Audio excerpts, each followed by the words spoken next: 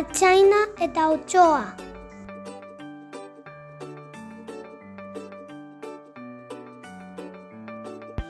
Artzaina aspertuta dago.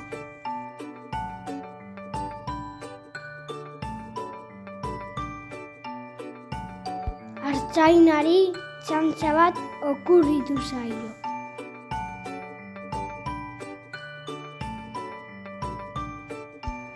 Oihuka hasi da. Otsoa! Otsoa! Bizi lagunak izugarri haserretu dira.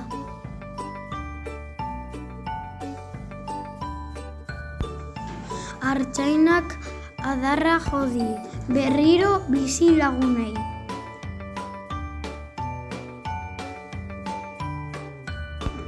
Otsoa azaldu da, bat-batean.